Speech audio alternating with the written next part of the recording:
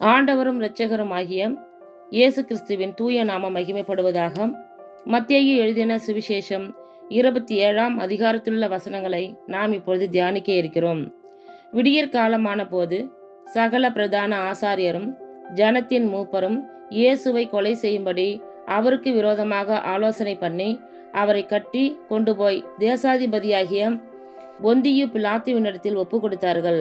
அப்பொழுது அவரை காட்டி கொடுத்த யூதாஸ் அவர் மரண ஆக்கினைக்குள்ளாக தீர்க்கப்பட்டதைக் கண்டு மனஸ்தாபப்பட்டு அந்த 30 வெள்ளி காசை பிரதான ஆசாரியரிடத்திற்கும் மூப்பரிடத்திற்கும் திரும்ப கொண்டு வந்து, குற்றமில்லாத இரத்தத்தை நான் காட்டி கொடுத்ததினால் பாவம் செய்தேன் என்றான்.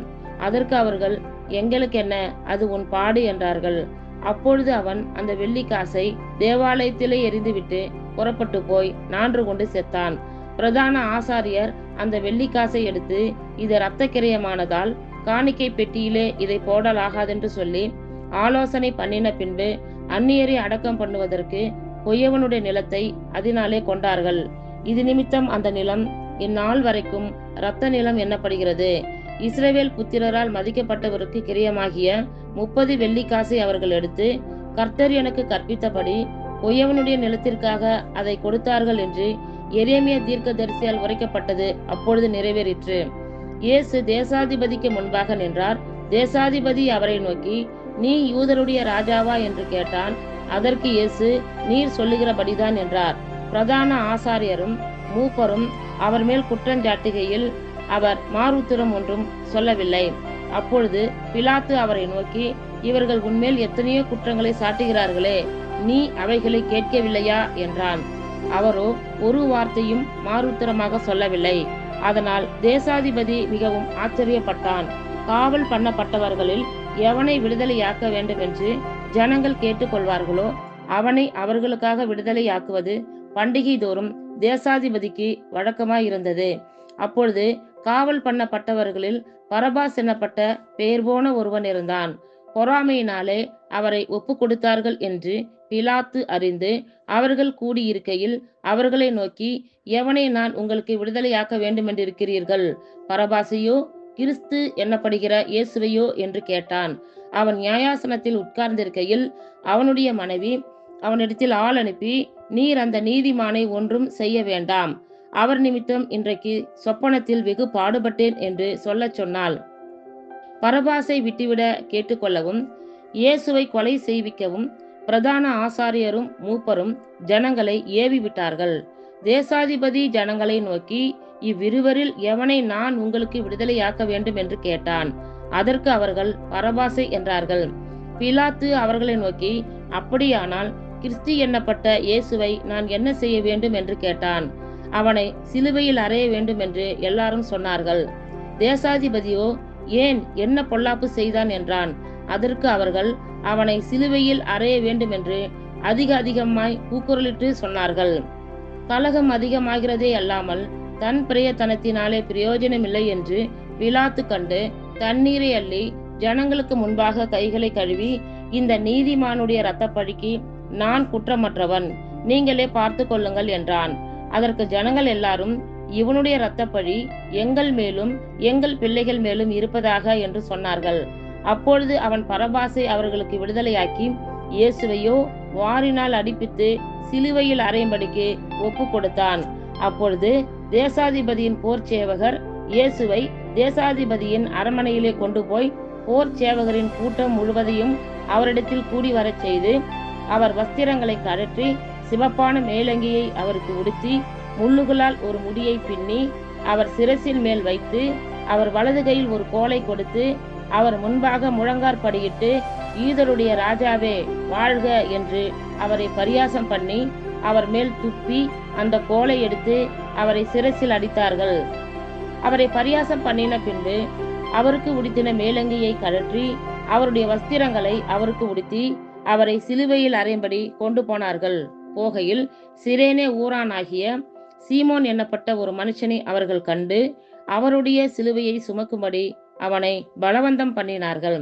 கபாலஸ்தலம் என்று அர்த்தம் கொள்ளும் கொல்கொதா என்னும் இடத்துக்கு அவர்கள் வந்தபோது கசப்பு கலந்த காடியை அவருக்கு குடிக்க கொடுத்தார்கள். அவர் அதை ருசி பார்த்து குடிக்க மனதில்லாதிருந்தார்.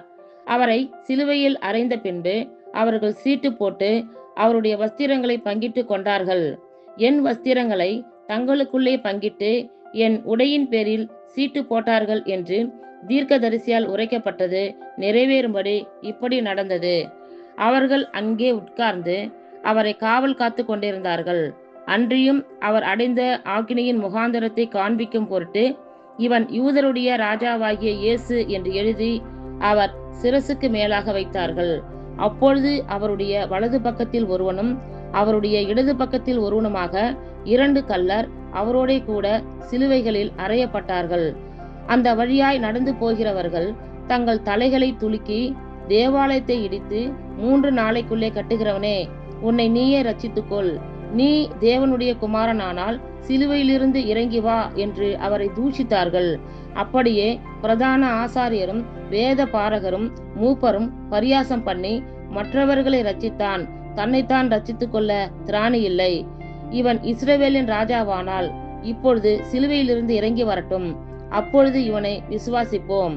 தன்னை தேவனுடைய குமாரன் என்று சொல்லி தேவன் மேல் நம்பிக்கையாய் இருந்தானே, அவர் இவன் மேல் பிரியமாய் இருந்தால் இப்பொழுது இவனை ரட்சிக்கட்டும் என்றார்கள். அவரோடே கூட சிலுவைகளில் அறையப்பட்ட கள்ளரும் அந்தபடியே அவரை நிந்தித்தார்கள். 6ஆம் மணி நேரம் முதல் 9ஆம் மணி நேரம் வரைக்கும் பூமி எங்கும் அந்தகாரம் உண்டாயிற்று. 9ஆம் மணி நேரத்தில் இயேசு ஏலி ஏலி ராமா சபக்தானி என்று மிகுந்த சத்தமிட்டு கூப்பிட்டார். அதற்கு என் தேவனே என் தேவனே ஏன் என்னை கைவிட்டீர் என்று அர்த்தமாம்.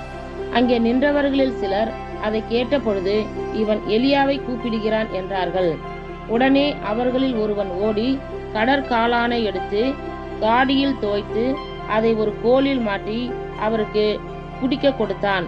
மற்றவர்களோ, பொறு, எலியா இவனை ரட்சிக்க வருவானோ, பார்ப்போம் என்றார்கள். இயேசு மறுபடியும் மகா சப்தமாய் கூப்பிட்டு ஆவியை விட்டார். அப்பொழுது தேவாலயத்தின் திரைச்சீலை மேல் தொடங்கி கீழ் வரைக்கும் 2ஆக கிழிந்தது. பூமியும் அதிர்ந்தது, கண்மலைகளும் பிளந்தது, கல்லறைகளும் திறந்தது. நித்திரை அடைந்திருந்த அநேக பரிசுத்தவான்களுடைய சரீரங்களும் எழுந்திருந்தது. அவர் உயிர் தெழுந்த பின்பு இவர்கள் கல்லறைகளை விட்டு புறப்பட்டு பரிசுத்த நகரத்தில் பிரவேசித்து அநேகருக்கு காணப்பட்டார்கள். 100க்கு அதிபதியும் அவனோடே கூட இயேசுவை காவல் காத்திருந்தவர்களும் பூமி அதிர்ச்சியையும் சம்பவித்த காரியங்களையும் கண்டு மிகவும் பயந்து, மெய்யாகவே இவர் தேவனுடைய குமாரன் என்றார்கள். மேலும் இயேசுவுக்கு ஊழியம் செய்யும்படி கலிலியாவில் இருந்து அவரோடே வந்திருந்த அநேக ஸ்திரீகள் அங்கே தூரத்திலே நின்று பார்த்து கொண்டிருந்தார்கள்.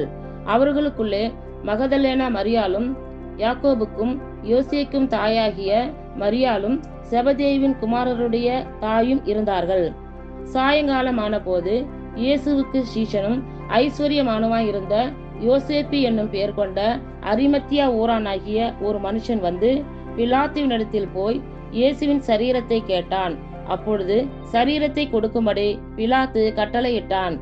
யோசேப்பு அந்த சரீரத்தை எடுத்து துய்யதான மெல்லிய துப்பட்டியிலே சுற்றி தான் கண்மலையில் வெட்டியிருந்த தன்னுடைய புதிய கல்லறையிலே அதை வைத்து கல்லறையின் வாசலில் ஒரு பெரிய கல்லை புரட்டி வைத்து போனான். அங்கே மகதலேனா மரியாளும் மற்ற மரியாளும் கல்லறைக்கு எதிராக உட்கார்ந்திருந்தார்கள். ஆயத்த நாளுக்கு பின்னான மறுநாளிலே பிரதான ஆசாரியரும் பரிசேயரும் பிலாத்துவினிடத்தில் கூடி வந்து, ஆண்டவனே, அந்த எத்தன் உயிரோடு இருக்கும்போது 3 நாளைக்கு பின் எழுந்திருப்பேன் என்று சொன்னது எங்களுக்கு ஞாபகம் இருக்கிறது. ஆகையால் அவனுடைய சீஷர்கள் ராத்திரியிலே வந்து அவனை களவாய் கொண்டு போய் மரித்தோரிலிருந்து எழுந்தான் என்று ஜனங்களுக்கு சொல்லாதபடிக்கும், முந்தின எத்தை பார்க்கிலும் பிந்தின எத்து கொடிதாகாதபடிக்கும் நீர் 3 நாள் வரைக்கும் கல்லறையை பத்திரப்படுத்தும்படி கட்டளையிட வேண்டும் என்றார்கள். அதற்கு பிலாத்து, உங்களுக்கு காவல் சேவகர் உண்டே, போய் உங்களால் கூடிய மட்டும் பத்திரப்படுத்தி கொள்ளுங்கள் என்றான். அவர்கள் போய் கல்லுக்கு முத்திரை போட்டு காவல் வைத்து கல்லறையை பத்திரப்படுத்தினார்கள். இத்துடன் 27ஆம் அதிகாரத்தில் உள்ள வசனங்கள் நிறைவேறிற்று. கர்த்தர் தாமே நம் எல்லோரையும் ஆசீர்வதிப்பாராக. ஆமேன்.